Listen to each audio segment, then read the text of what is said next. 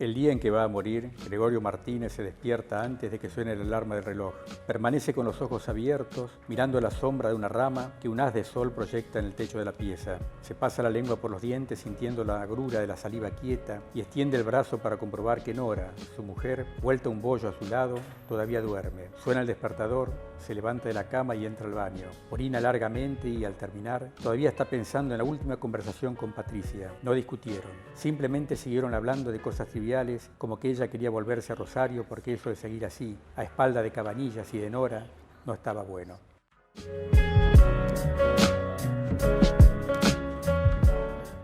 ¿Cómo les va?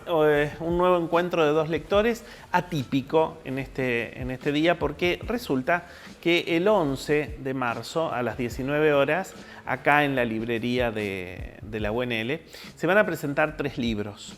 Uno de ellos es el mío, es la novela La Inocencia, el otro libro es Fases de Carlos Antoniazzi y el otro es Anestesia de Luisina Crespi. Y la idea de hoy era justamente hacer un avance de esa presentación donde los autores hablemos de lo que escribimos, justamente porque siempre el problema que se presenta en la literatura es que los autores por ahí no hablan mucho de sus obras. Es un alimento al ego, pero bueno, pero justamente la idea es que las obras no surgen por inercia ni surgen por una cuestión de generación espontánea, sino que hay una planificación, una idea, un orden previo que da lugar a la palabra impresa. Bueno, empezamos. Esto va a ser una conversación distendida, puede salir cualquier cosa, pero los esperamos. Es lo más probable. Es lo más probable, pero los esperamos el viernes 11 a todos los que puedan venir, pasen el chivo, porque es muy importante en estos tiempos dar a publicidad editoriales nuevas. Y los libros coinciden en que salen en una editorial que está trabajando en forma muy solitaria, pero está trabajando en forma muy buena, que es la editorial Tauro de Carlos Antoniazzi. Presento a mis invitados. Luisina, un gustazo tenerte. Gracias por la invitación, me encanta venir porque me encanta cómo hablamos. Ah. Pues él dijo recién puede salir cualquier cosa, pero me encanta porque uno se distiende y habla y la literatura nos lleva, ¿no? Nos va caminando, Vos sabés, a veces media hora de programa nos es corto. Hemos tenido que cortar porque a veces hay escritores que se distienden tanto que empiezan a contar y cuentan cosas interesantes, pero bueno, tenemos que cortar. No da el tiempo. Carlitos, bienvenidos a el programa. Gracias a vos, Miguel, otra vez. ¿Contento con Fases? Contento con todos los libros. Sí, estoy contento de cómo han salido. Y me reí un poco, bueno, por lo mismo que decía Lucina, ¿no es cierto?, que podía salir cualquier cosa de esto, pero también coincidiendo con lo que decís vos, ¿no?, que a veces a los autores nos cuesta hablar de nuestra propia obra, que es un poco por pudor, un poco porque, qué sé yo, que uno generalmente dice, bueno, que opina el lector y no uno mismo, que es juez y parte, es más complicado eso. Pero a veces viene bien, me parece que por ahí uno también tiene que mostrar lo que hace o hablar de esas planificaciones que vos dijiste al comienzo, ¿no? Es decir, cómo es que surge un libro, que no es por generación espontánea. ¿Cómo surge un libro? ¿Cómo surge un libro? Palabra.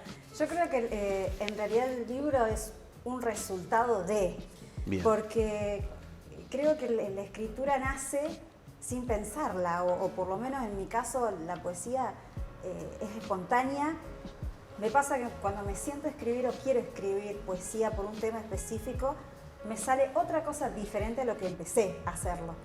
Y creo que después en la corrección, en el conjunto de las cosas y todo, terminamos agrupando por defecto, por entonación o por tema, la poesía. Pero yo creo que inconscientemente la poesía sola se va escribiendo. Hablo por la poesía, ¿no? Sí. Por mi poesía, inconscientemente se va agrupando y va haciendo su propio camino a medida que lo vamos trazando. Bien. ¿Cómo surge Anestesia? Sin anestesia. Sin anestesia. Perdón. No, pero ¿cómo surge Anestesia? Es cierto, sin anestesia. Anestesia es una palabra que no tiene nada que ver con, yo viste que trabajo en salud, no tiene nada que ver con la anestesia quirúrgica, por ejemplo. Ah, bien. Es una anestesia visceral del alma. Esa dicotomía es una dormevela, es muchas veces nos pasan cosas en la vida que queremos que la vida no nos anestesie de esa forma, que no nos deje, no nos paralice. Bien. Y bueno, así empieza. Hay unos cuantos anestesia, pero este fue el que dio origen a otros tantos poemas. Permiso, saco el libro de la mesa porque es el que tengo en mano y lo tengo marcado. Decime, Luisina, este es el libro número quinto. Y justamente, como si fuera el primero, el quinto trae un momento de quiebre, ¿no? Porque es el momento donde vos decís, ay, ¿qué digo nuevo? ¿Qué hago? Sí. ¿Qué puedo decir? Cuando el dolor se va, cierro cada puerta antes que desaparezcan. Sé que vuelven después embriagados de victorias, llenos de ruidos y sonidos que laceran el corazón agrietado. Las puertas no regresan, las llaves se pierden, pero lo sigo intentando.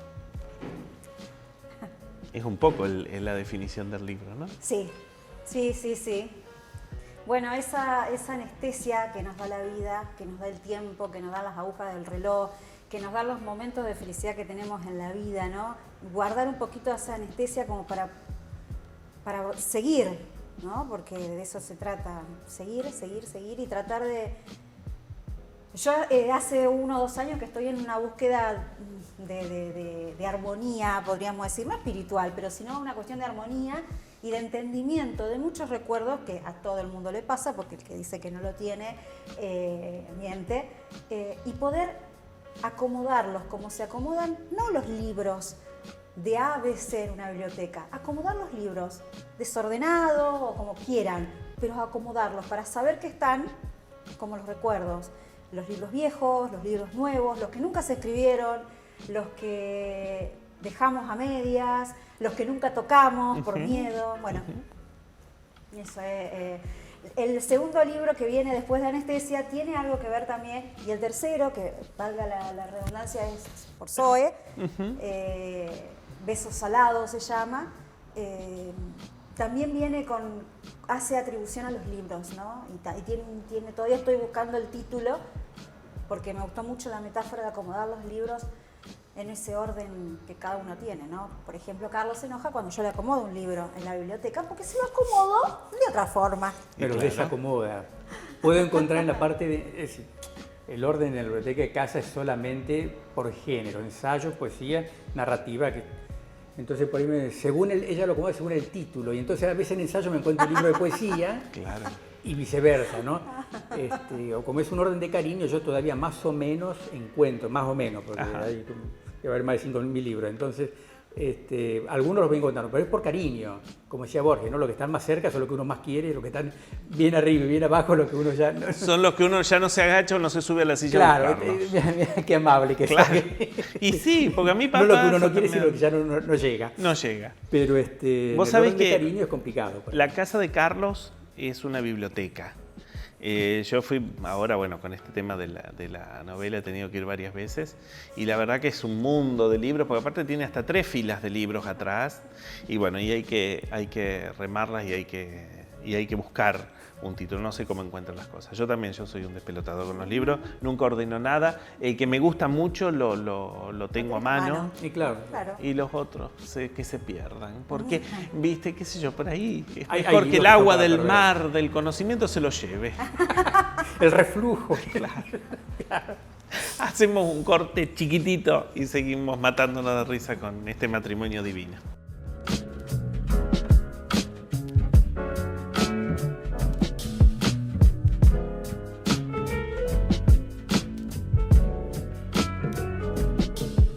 Las obras no paran. Los vecinos de Camino Viejo ya disfrutan la transformación del barrio. En Los Hornos los trabajos avanzan a paso firme, al igual que en Yapeyú, La Ranita, San Agustín y Loyola. Mirá todo lo que estamos haciendo en santafeciudad.gov.ar. Estamos cumpliendo. Estamos haciendo una ciudad mejor. Municipalidad de Santa Fe Capital.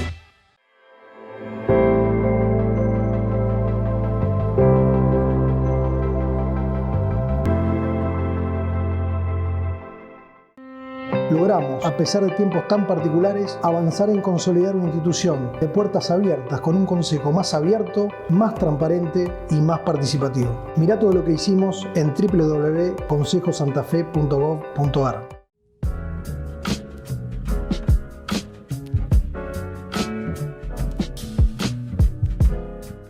Seguimos en programa. Antes de continuar, les planteo que, vuelvo a decir, el 11 se presentan los libros, pero además, si están viendo el programa por canal de YouTube, que es donde se van a subir los programas, se están subiendo todos los programas de Dos Lectores, les pido se suscriban al canal. No tiene costo, no les va a salir carísimo ni nada, pero la idea es que el programa perdure. ¿Por qué? Porque este es el único programa en Santa Fe que registra voces de autores santafesinos. Fíjense lo importante que es los escritores que tenemos y que nadie conoce que están. Entonces, la idea es que este programa se difunda, se vea, se escuche, se dé a conocer. Carlitos, hay un cuento en fases, leí fases. Este es el libro de Carlos, que se presenta el viernes, que debe ser el número 27. 27. Carlos es narrador, es ensayista, es poeta, pero bueno, yo si tuviera que elegir algo de la obra de Carlos, me tiro más para la onda de, sobre todo, novela y cuento. A mí me parece que es tu territorio. Yo también. Tu territorio, ¿o no? Sí, es donde estás vos. Cómodo. ¿Dónde estás vos? Cómodo. ¿Por qué fases? ¿Por qué fases el título o el cuento? Porque supongo que el título no se debe solo a que hay un cuento que se llama así, sino que tiene que haber otro. No, vos sabés que no, cuando vos al principio, yo empecé a pensar en qué podía responder al principio cuando vos dijiste cómo se armaba un libro, cómo surge. Yo, a diferencia de otros cuentistas, tuve el buen tino al comienzo. Digo el buen tino porque me consta, alumnos que escriben cuentos, cuando van a armar un libro, los problemas que tienen para titularlo y cómo ordenar los cuentos. Yo tuve el buen tino, que lo sigo manteniendo y creo que lo voy a seguir manteniendo toda la vida, de no preocuparme ni por el título ni por el orden de los cuentos.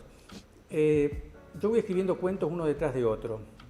Cuando llego a una cierta cantidad de palabras, corto el libro y entre esos cuentos busco algún título que me guste que aparezca en la tapa. O sea que no necesariamente es el cuento que más me gusta a mí como cuento, sino que el título me gusta en la tapa. Y trato de jugar siempre con títulos muy, muy cortos, una palabra, dos palabras, a lo sumo 3 en una tapa. Cuando ocurrió que tenía 5 relatos o novelas cortas y que los 5 tenían título muy largo, agarré 5 historias, se llama el libro. Claro. Ahí sí corté. Claro. Y en este caso, Fases es un título que me gustaba. Me gusta también el cuento, pero ya te digo, no es que jerarquizo un cuento con el título en la tapa.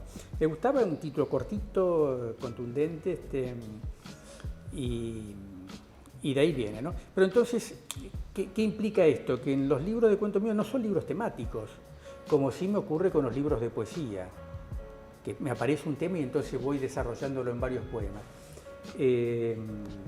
Acá en los libros de cuentos no, puede haber cuentos, de hecho acá ocurre también, cuento realista, cuento fantástico, de terror, de ciencia ficción, es decir, porque es un poco de forma aleatoria, ¿no? Van surgiendo uno detrás de otro.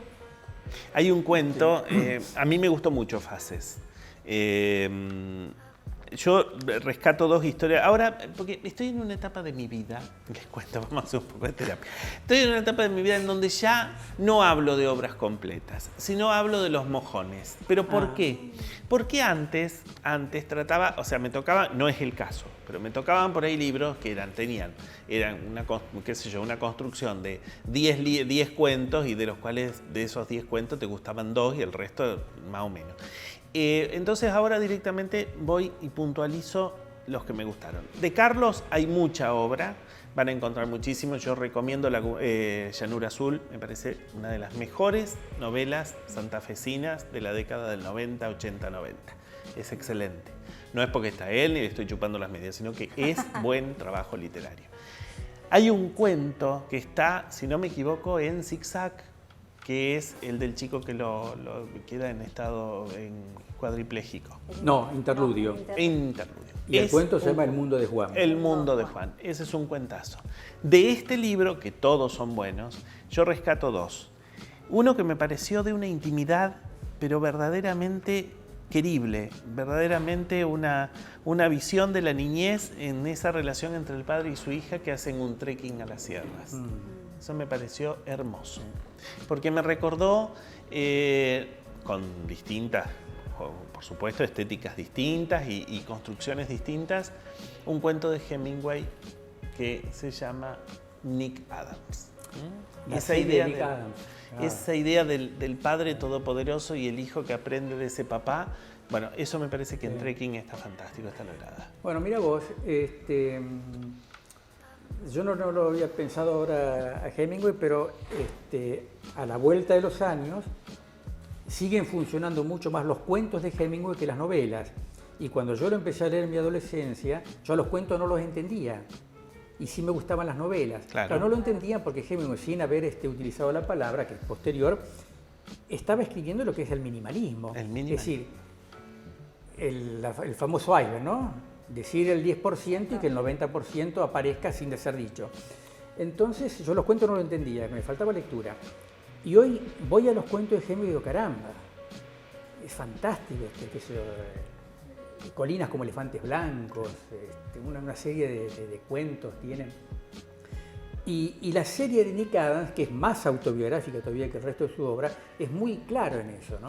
Era justamente su infancia con el padre cuando iban a cazar, a pescar, todas esas cosas. Sí, ese de hecho, este cuento que vos mencionás, Trekking de verano, está dentro de la línea minimalista. Sí. Es decir, tratar de no decir abiertamente a qué se están refiriendo padre e hija, sino que hay algo ahí que ambos conocen, pero que no se menciona porque no hace falta mencionarlo, ¿no? Y hay un cuento que me gustó mucho, porque me parece que ya lo habías hecho el tratamiento en otros cuentos tuyos, el tema del hombre que es reconocido por una mujer y que él no se acuerda qué mujer que es. Y entabla una relación con una mujer que para él es una extraña, pero la mujer está convencida de que lo conoce. Claro, y encima le da información la mujer al tipo, y él con lo no cual el tipo dice, casa sí, una. La información es correcta, ahora, ¿quién es? Bueno, esa situación será porque, bueno, son situaciones que a mí en literatura me interesan. Me pareció un trabajo literario muy logrado. Hay cuentos premiados. Gul-de-Sac está premiado. Gul-de-Sac, el primero, y el último con el que se cierra el libro también, Las vías y después. Las vías y después. Sí. Con ese juego de los chicos que van a reventar monedas con el tren. Cosa que yo hacía. Ajá. Yo lo hacía en las vías que pasan ahí por Santo Tomé. Y yo no sé si eran monedas de 10, era una moneda plateada que era la más grande que había en la época. Se alargaban. Ya teníamos los horarios de los trenes, íbamos entonces ahí, las poníamos y claro, en el sentido de la rueda las estiraba. Ajá. A las monedas. Y si las ponías tocándose una vez, quedaba toda una planchuela unida también. Sí. Me gustaría que... ¿Querés leer algo de él? Dale. ¿Querés leer algo de los... Elegí el que quieras y nos vamos al corte con la lectura que hace Luisina de algo de Carlitos. Nunca podíamos saber cuándo íbamos a conseguir una buena medalla, pero cuando el tren terminaba de pasar, nos apretujábamos sobre las vías para ver, todavía con el metal caliente, cuáles eran las mejores. Si todo salía bien y no debía verse nada de la moneda original, ninguna marca, y quedar solo el metal reluciente y ligeramente ovalado en el sentido de las ruedas. Elegíamos las más apropiadas e íbamos hasta la estación. Por lo general no había nadie. Julio solo salía de la oficina de los horarios del tren, 2 veces al día, para sacar la bolsa de correo. El resto del tiempo lo pasaba durmiendo o leyendo sus revistas y amacándose en la silla con un palillo entre los dientes y la gorra echada sobre los ojos. A veces nos mostraba alguna foto, pero en general no nos molestaba. Nosotros ocupábamos el andén. Puestos en el borde, casi junto a las vías, nos arrodillábamos y sacábamos los medallones del bolsillo y las figuritas de chapa. Era una colección de jugadores de fútbol que de tanto en tanto se iban despintando. Pero lo que había que ponerlas con el esmalte para arriba para que durasen más. Vamos al corte.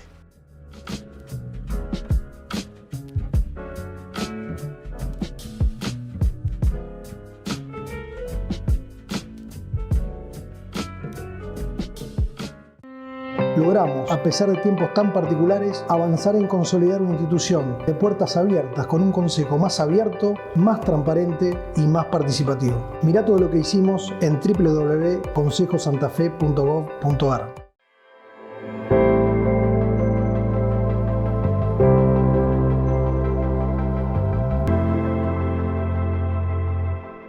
Las obras no paran. Los vecinos de Camino Viejo ya disfrutan la transformación del barrio. En Los Hornos los trabajos avanzan a paso firme, al igual que en Yapeyú, La Ranita, San Agustín y Loyola. Mirá todo lo que estamos haciendo en santafeciudad.gov.ar. Estamos cumpliendo. Estamos haciendo una ciudad mejor. Municipalidad de Santa Fe Capital.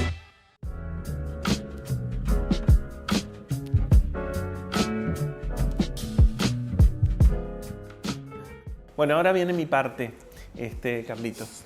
¿Qué tenés para decir de la inocencia? De la inocencia. Bueno, además que una novela que me gustó, la encuentro muy cercana estilísticamente a tu novela anterior.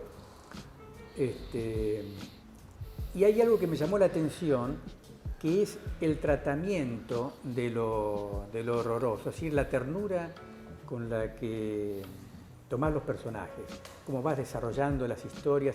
Tenemos personajes complicados, digamos, ¿no es cierto? Así que son crueles, pero hay un tratamiento, una aproximación que haces que es que genera empatía, incluso con los crueles, ¿no? Mucho más, por supuesto, con los personajes que vemos que son los que sufren realmente toda la trama y la historia.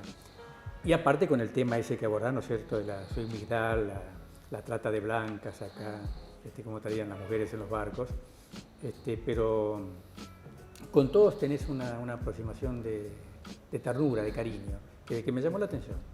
Es decir, no suele ser habitual ese tratamiento. La inocencia surge por una... Bueno, en realidad yo hacía rato que quería escribir algo sobre la Soy Migdal. Me parece que fue uno de los pivotes más importantes que vivió la historia de Rosario. Por un lado la mafia y por otro lado el surgimiento de la Soy Migdal. Se trata de mujeres, de chicas que eran traídas de Polonia, prostituirlas en la Argentina y en otros lugares, en Uruguay, en Brasil, y que se fue conformando como una verdadera industria de la prostitución, una verdadera empresa indomable, inmanejable, y justamente por eso cayó. Pero vos sabés que la inocencia no surgió con el tema de la Migdal. La inocencia era una novela aparte. Era la historia del Pelado Martínez, que es un personaje bastante pobre hombre, porque es un personaje que vivió una infancia terrible, muy dura, con su tío, un hijo, un sobrino agregado en una casa. Y es el tipo que cuando logra llega a su mayoría de edad y logra liberarse de ese tío porque se le muere, qué sé yo, queda dueño del campo, es él como que se hace se vuelve el malvado del pueblo, se vuelve el prepotente, se vuelve el que quiere tener todo lo que no tuvo en la infancia. Como represalias. Claro. A mí me da mucha ternura el Pelado, porque es el personaje, porque es un tipo que nunca logra tener lo que él quiere tener. Y por más que tenga mucho dinero, se casa con la mujer más bonita, se hace poderoso, se hace respetar en el pueblo, y así todo nunca logra tener esa dicha, esa cosa que se busca, esa cosa, que es la inocencia en sí. Es decir, el tenerlo, claro, el tener lo que no tuve antes. Era castigado en la infancia, claro. Y todo.